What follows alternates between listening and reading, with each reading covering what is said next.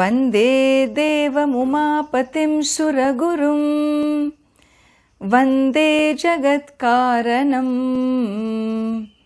Vande Pannagabhushanam Mrigamadam Vande Pashunam Patim Vande Surya Shashanka Vanhinayanam Vande Mukunda Priyam Vande Bhaktajanashrayam Chavaradam Vande Shivam Shankaram Vande Bhaktajanashrayam Chavaradam Vande Shivam Shankaram.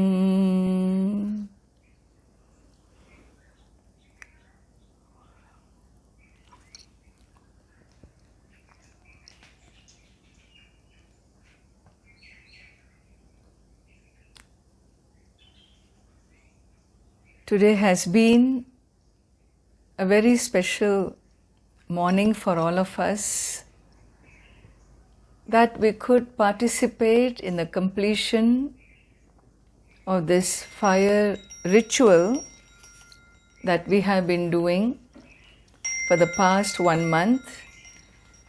And this completion, this particular fire ritual, are looking at today very briefly what is a fire ritual. Fire, in many cultures, in many faiths, such as Christianity, Zoroastrianism, the Jewish religion, all of them, many ancient cultures, for them fire is a symbol. It is a symbol of divinity. It's a symbol of purity. Of course, it is what we experience is light and heat in visually, but spiritually, religiously, it is looked upon as a symbol of purity and divinity. The Zoroastrian religion, the people are called fire worshippers. So, lot of the ancient cultures have fire as a means to worship the divine. In the Vedic culture too, fire is a very old form of worship. Fire is taken as a very ancient form of worship, and in fact, it is said that along with the creation came the knowledge of yajna. The knowledge of yajna means yajna is a fire ritual. And so fire became the medium between the physical and the non-physical worlds, to help connect the physical beings into the celestial worlds, the higher worlds, and bringing the celestial world to use fire as a means for connecting to the physical beings. This particular action or activity or ritual is called a yajna. And here, fire, among the 5 elements of our planet, space, air, fire, water, and earth, each of these elements are perceived in the physical world by one unique sense organ. So while sound or hearing is attributed to space, the sense of touch is attributed to air or wind, The sense of sight is attributed to fire, the sense of taste is attributed to water, and the sense of touch is attributed to earth. How are these 5 senses through which we perceive the physical world?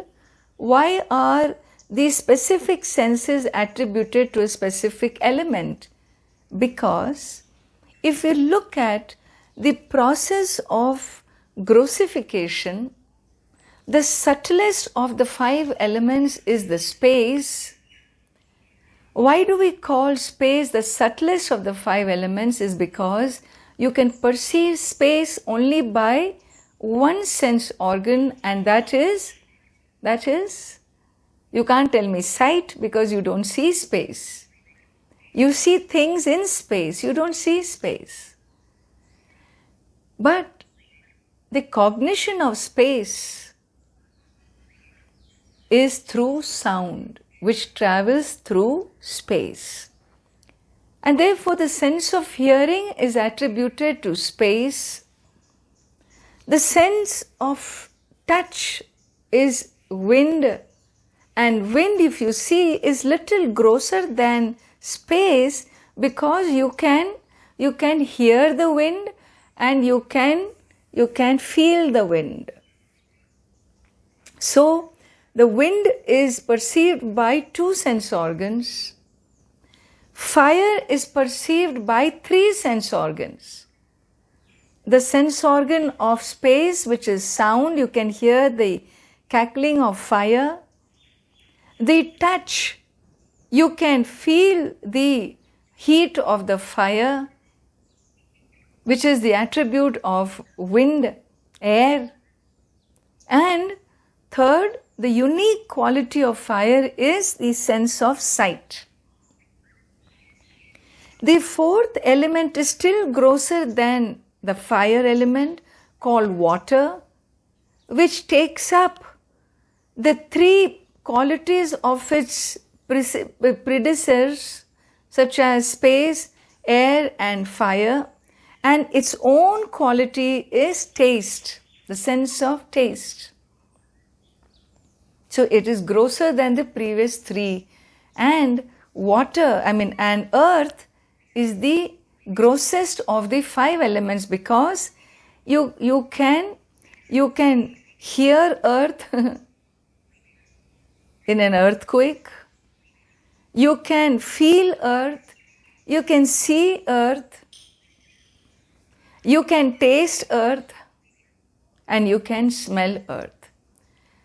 And so in this order of grossification you find of the 5 elements, the first element, which was the visual element, is fire, the power of fire, the phenomenon called fire, and therefore we called fire a devata, fire god, fire deity. And the fire deity is one of the oldest deities of the Rig Veda, and it is said to have 3 births. Its first birth is in the lightning.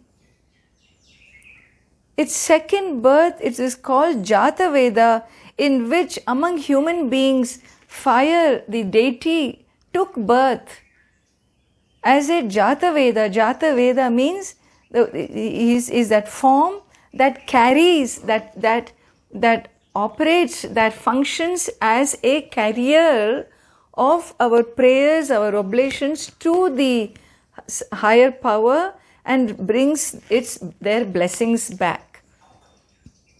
And the third birth of this powerful deity in the universe is said to be in the waters. And so Agni Deva, his consort is Swaha. Its parents are Kashyapa and Aditi, and its siblings are Varuna Devata, Vayu Devata, Samudra Devata, Indra Devata, they are all the parallel powers. Parallel powers. The wind god, the rain god, the ocean god, and so on. All these powers work in tandem, they work together. In the tradition, we say we worship fire, we worship the divinities through fire in this ritual called yajna, which came to us as a knowledge of yajna came to us with the creation. There are many stories in the Vedas and the Smritis about yajna. And it is said that Lord himself, even the Devatas perform yajna. Performing a yajna means making an offering. So to the cosmic being, the individual powers make their offerings. They are contributors. They give.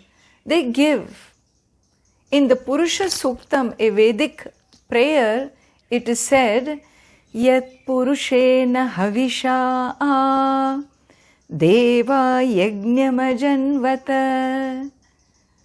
Deva Yajnam, Devas do the Yajna.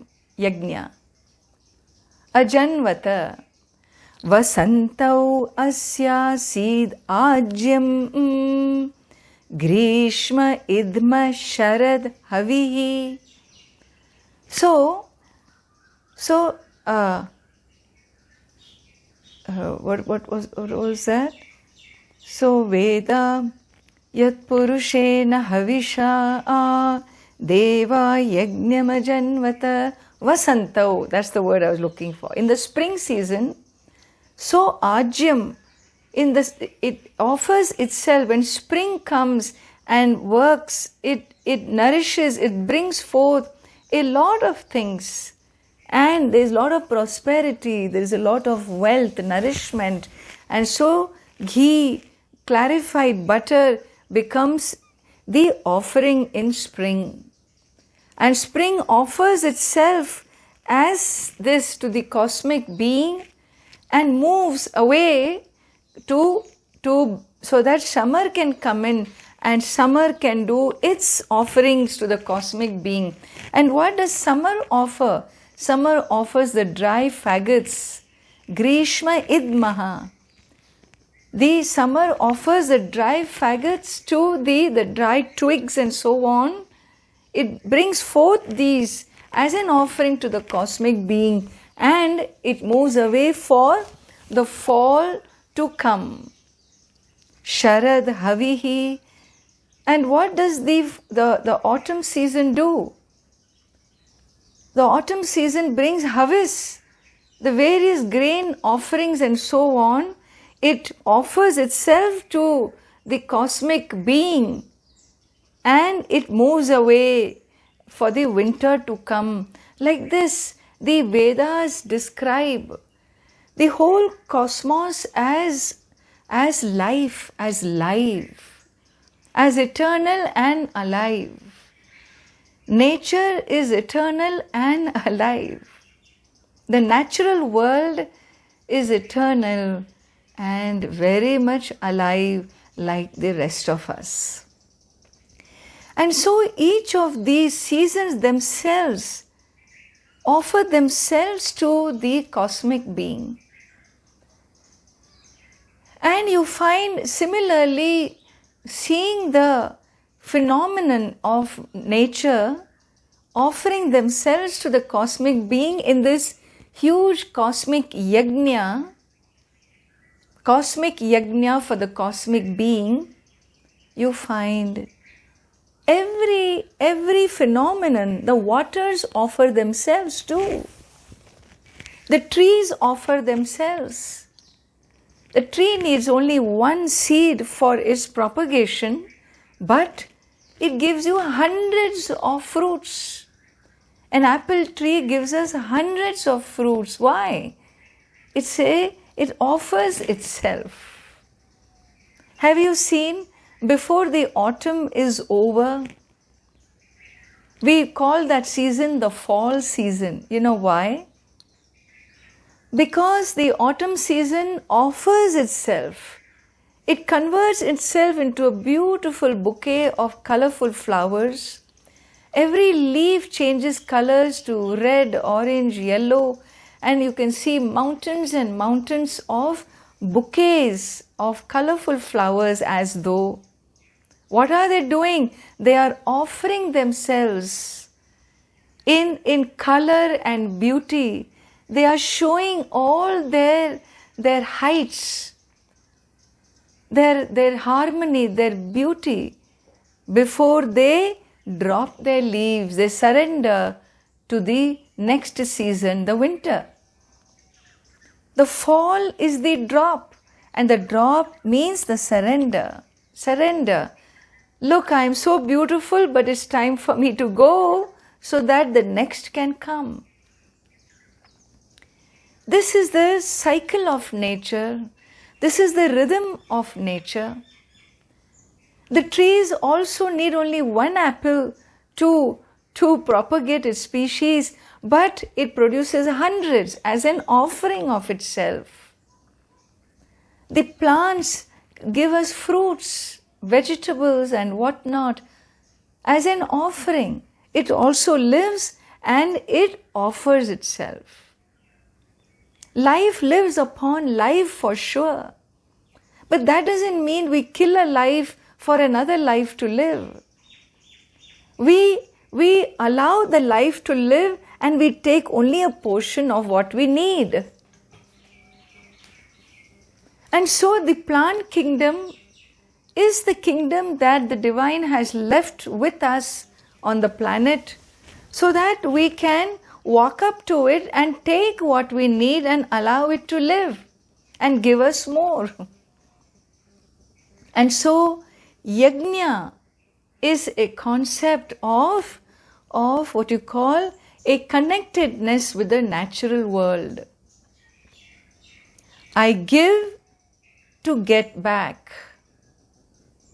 I give and I take. I give and I take. And so it is said, so paropakaraya phalanti vrikshaha, paropakaraya duhanti gavaha. Even the cows need to produce only as much milk for its little calf, but it produces so much that not only its calf can have, but we also enjoy, no? But we keep on, pulling at the others until blood comes out.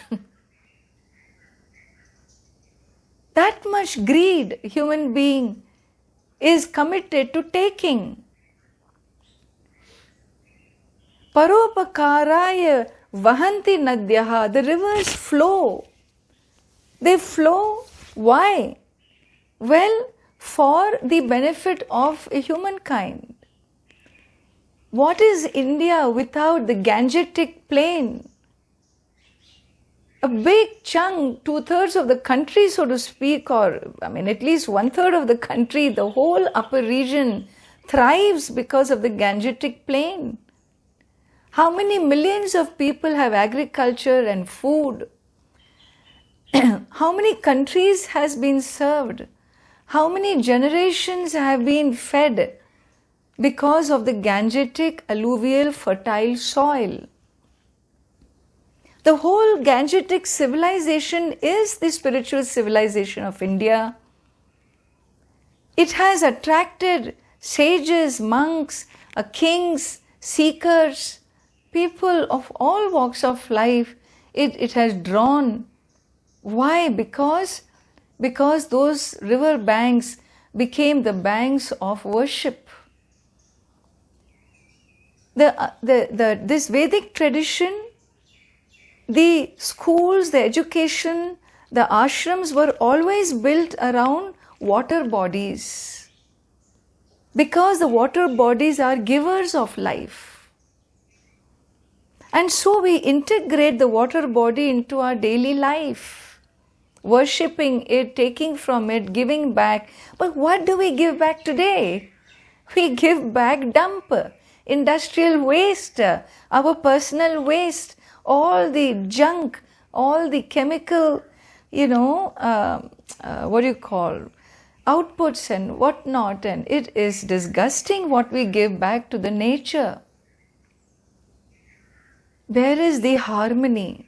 The Bhagavad Gita says, Devan bhavayata nena te deva bhavayantu vaha parasparam bhavayantaha shreyah paramavapsyatha.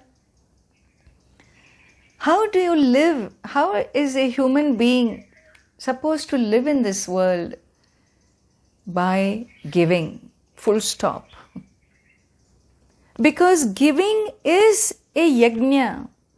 You are participating in the cosmic yajna, like the seasons have participated, like the trees have participated, like the birds, the animals, all of them live and they nurture life. They don't kill life, they don't destroy life. If we begin, we have gone too far. The human beings have been given the only life form which was given the privilege to think and to choose, was given the freedom to choose whatever we wanted. We are choosing, all right, we have such a big power to choose. But the parameters on which we are choosing, we have to ask ourselves, are these parameters serving the purpose of nurturing the harmony, the already existing harmony of the universe? Or are we choosing based on the parameters of what is there in it for me? Are we choosing in terms of my own greed, my own ambitions, my own wants, and depleting the resources of the earth, polluting the air, messing up the waters, destroying the land, the mines, and so on, so forth?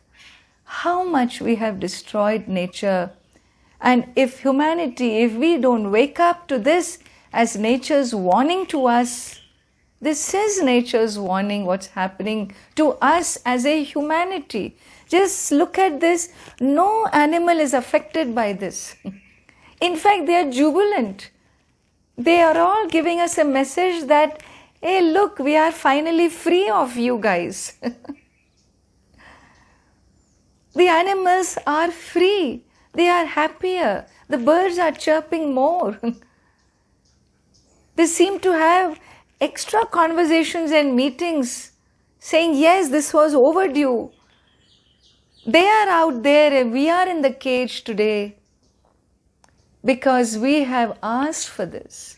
It may have been some mistake of one country or whatever, but nature definitely took this mistake and showed us, is warning us about her power, not to play with her anymore, to change our ways, to become contributors, live with the spirit of yajna, of giving.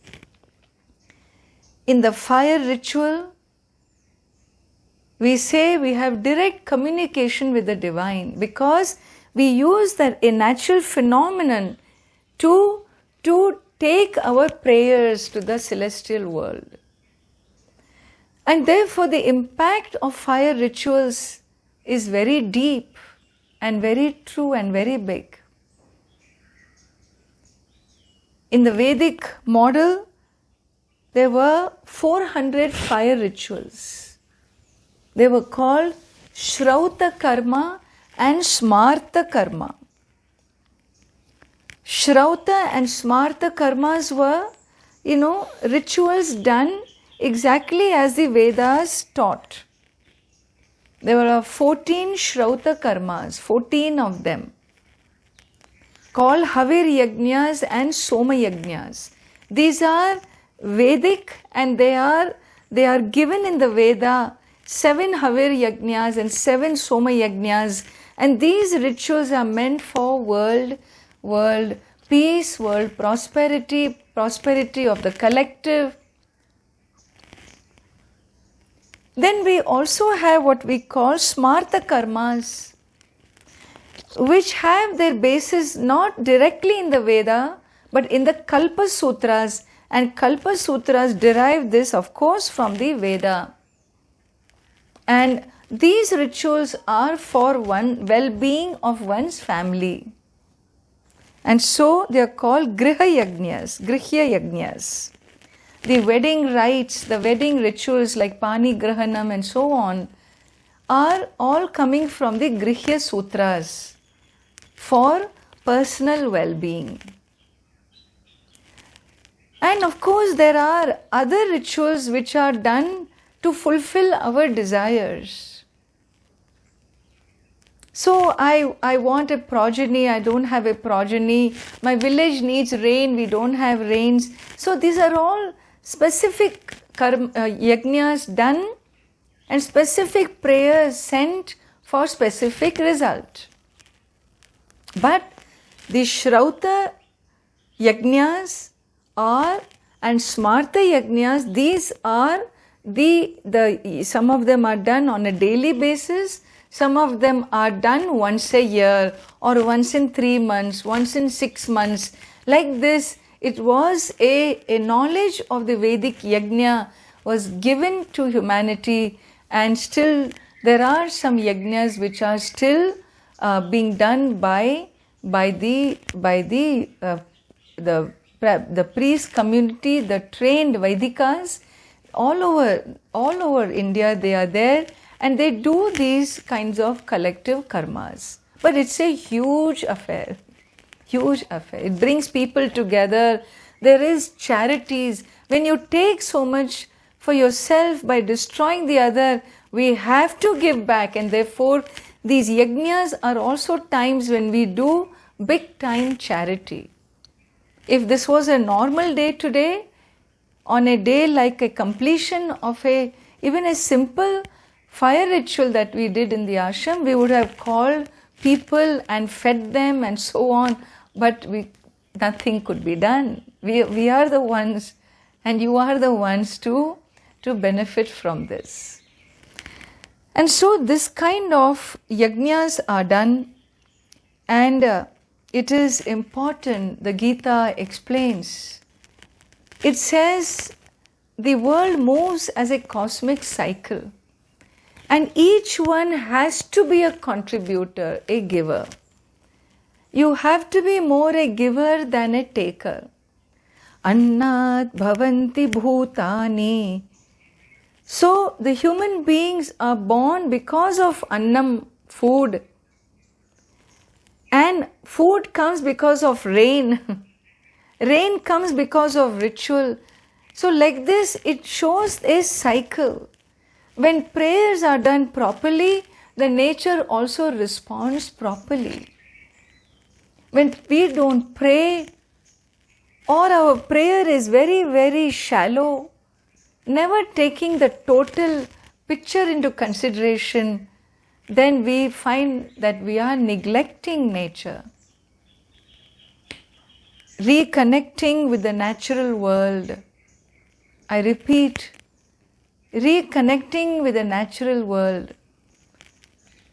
Protecting the natural world of the plants, of the birds, animals, earth, air.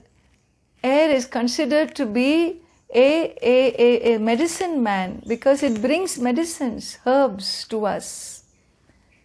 Water is the essence of life. So all elements are to be revered because of them we have a life today. Our family, our children and so on, all around us, our human society is because of these elements of nature. The rishis, the sages taught us how to revere them. If you read the Rig Veda, there are beautiful, beautiful praises and glorifications to Goddess Earth, to the wind god, to the ocean deity, to the sun god, to fire deity, to so many deities. All of them are deities, power centers. And therefore reverence. The human heart needs to feel reverence. We need to discover love and respect for nature. Love and respect. We respect you, nature. We respect you, and therefore we don't hurt you. This respecting nature, respecting the natural world, as a humanity, a human civilization, let us pray to the divine to give our human civilization some good sense. We have so much sense, so much intelligence, but that intelligence minus compassion and kindness can make us destroy ourselves. We are destroying ourselves. If we don't operate from compassion and humaneness, then all our intelligence will go in distorted manner, and we will destroy nature, and nature will show us her power and start to boomerang all that destruction back to the human civilization. And so, seeking forgiveness for our wrong activities, let us pray for wisdom, knowledge, spirituality, and just dropping greed and ambitions, greed and distortions, false ambitions from our lives, and being beings of harmony. Let us contribute to the existing harmony of nature. And this is all our prayers. And once again, thank you all for joining me. And tomorrow we begin Lingashtakam, and I request you to make sure that you share the message with your family and friends, and bring more people into this Power of Prayer series. Thank you all. Om Tat Sat.